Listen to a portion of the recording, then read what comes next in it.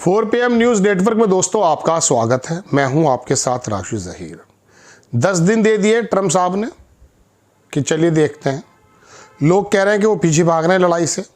कुछ का कहना यह है कि वो टाइम बाय कर रहे हैं, बड़ा हमला करने जा रहे हैं ईरान पर। और ख़बर यह भी है कि 10,000 ट्रूप ज़मीन पर उतारे जाएंगे।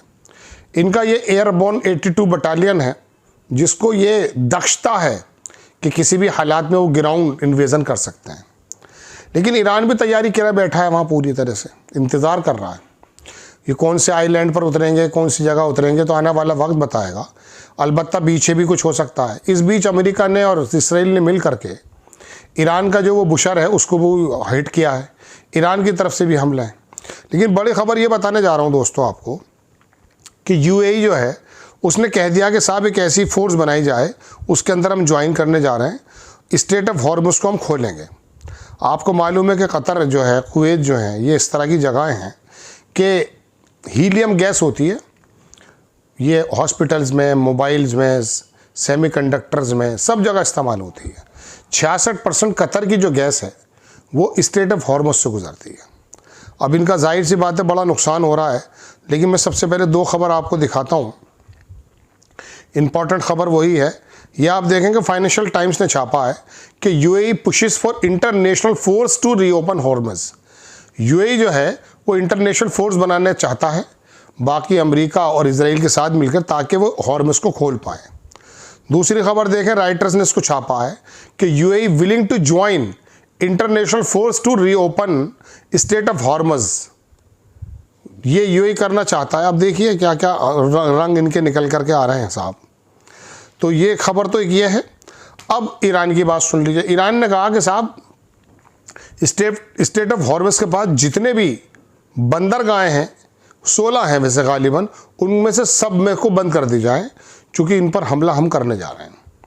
चूँकि अमेरिका के जो बेड़े हैं वो बहुत तेज़ी से चल रहे हैं। कुछ ट्रूप्स भी बताए जा रहे हैं कि बहुत तेज़ी से पहुंच रहे हैं। और इस बार ईरान जो वो इंतज़ार नहीं करेगा, क्योंकि अमेरिका कह तो रहा है कि मैंने 6 या 7 अप्रैल तक अपने एनर्जी इंफ्रास्ट्रक्चर को बर्बाद नहीं करूंगा, लेकिन वो लगातार हमले कर रहा है। ये तो सिर्फ कहने की बात है। लेकिन इस बीच ईरान ने ये कह दिया कि ये जो आपको नक्शा देखेंगे आप, ये की पोर्ट्स जो हैं यूएई के आसपास हैं स्ट्रेट ऑफ हॉर्मुज़ के। ये 16 बताई जाती हैं गालिबन, इसमें तो कुछ कम नज़र आ रही हैं। इसको बंद करने का उसने ऑर्डर दे दिया है। ईरान ने वॉर्न्स किया कि रीजनल होटल जो है अगेंस्ट एक्सेप्टिंग यूएस सोल्जर्स, मतलब रीजनल होटल में हुआ यह है कि ये बेसिस पर जो हमले किए हैं ईरान ने, वहाँ पर अमेरिकी ट्रूप्स और अमेरिकी जो अधिकारी हैं वो होटल में छिप गए। तो उन्होंने कहा कि इन तमाम लोगों को हिट किया जाएगा, लिहाजा ये वहाँ से छोड़ दिया जाए। एक खबर दिखाता हूँ मैं आपको। ये जो नक्शा देख रहे हैं ना आप, जिसमें लाइन दिखाई दे रही है आपको, स्ट्रेट ऑफ हॉर्मुज़ तो ऊपर दिख रहा है आपको, इसके नीचे आपको नज़र आ रहा होगा कतर लिखा हुआ। कतर से एक लाइन है और ये east west crude oil pipeline Yanbu एक जगह है। मैंने शायद 1 हफ्ते पहले खबर बताई थी कि सऊदी अरेबिया का एक पोर्ट है। ये भी स्ट्रेट ऑफ हॉर्मुज़ से ना होकर के पीछे की तरफ से इसकी एक लाइन बिछी हुई है जो कहीं और अपना तेल पहुंचा सकता है। तो इसराइल, ये सऊदी अरेबिया इस पाइपलाइन से अपना याम्बू से अपना माल गुजारना चाहता, लेकिन इस पर हमला पहले भी कर चुका और ईरान की नज़र में है। अब दूसरी खबर देखें। अमेरिका जैसी बड़ी ताकत पर शायद सऊदी अरेबिया को विश्वास नहीं रहा है, और अब आकर के ज़ेलेंस्की पहुंचा है सऊदी अरेबिया, और उसने मोहम्मद बिन सलमान से मुलाकात की है। और मोहम्मद बिन सलमान से मुलाकात करके मोहम्मद बिन सलमान ने कहा कि आप जो रशिया से लड़ रहे थे, चूँकि रशिया को ड्रोन्स वगैरह, ये मिसाइल जो थे एक ज़माने तक ईरान सप्लाई कर रहा था, उसको किसी भी तरीके से रोकने की कोशिश ज़रूर की यूक्रेन ने। $2-3 का बना लेता है। तो इस बीच मोहम्मद बिन सलमान अब इसराइल और अमेरिका की तरफ ना जा करके यूक्रेन जो हारा हुआ मुल्क है, जिसका भरता निकाल दिया है रशिया ने, उसके तरफ गए और एक दिफाई मुआहिदा किया है, डिफेंस डील की है कि आप हमें यह दिया जाए। इस बात का पहली बात तो ये खबर देखें आप, ये अल अरेबिया की न्यूज़ है कि Zelensky Saudi crown prince discuss war ties ahead US Ukraine talk in Jeddah. दूसरा अखबार छापता है कीव इंडिपेंडेंट कि यूक्रेन और सऊदी अरेबिया ने साइन किया major defence deal ongoing Iran war. यानी कि अब यूक्रेन जैसे हारे हुए मुल्क से वो चीज़ें लेना चाहते हैं जिससे वो ईरान की मिसाइलों का जो है सामना कर पाएँ। ये 2 चीज़ें नज़र आती हैं इसमें। एक तो ये मैंने बताया कि अमेरिका और इसराइल के हथियार नाकाफ़ी हो गए ईरान की मिसाइलों के सामने।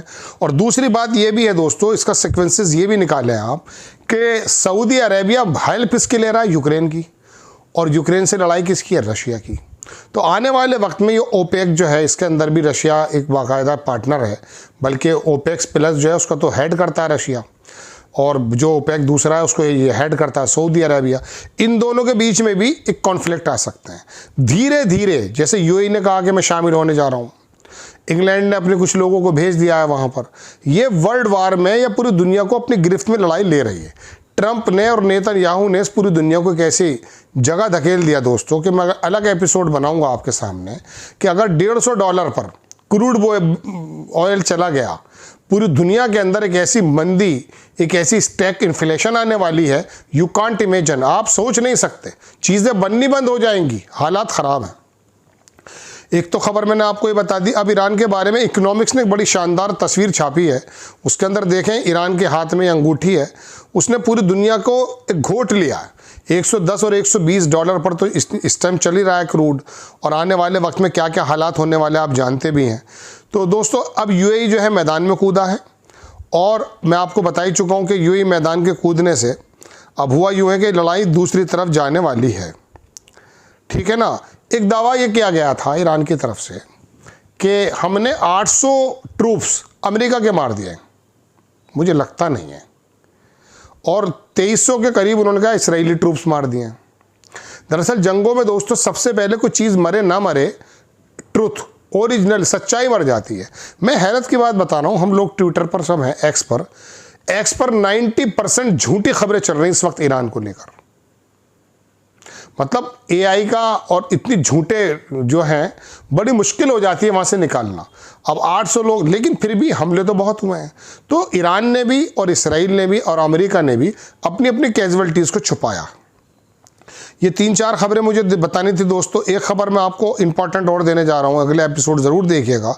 उसमें मैं आपको ये बताऊँगा कि सऊदी अरेबिया में जो हमला किया है कल ईरान ने सुल्तान एयरबेस पर, वह अमेरिका के जो प्लेन्स थे रिफ्यूलिंग, उनको डिस्ट्रॉय कर दिया। और दूसरी बात, दुनिया कैसी मंदी की चपेट में आने वाली है।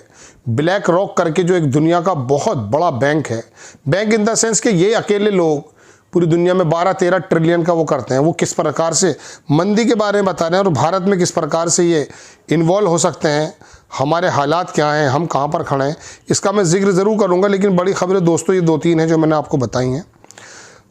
आपको खबर कैसी लगती है, बराए करम चैनल को सब्सक्राइब भी करें, अपने कमेंट्स भी लिखा करें। नेक्स्ट टाइम में किसी खबर के साथ हाजिर होता हूँ। जय हिंद।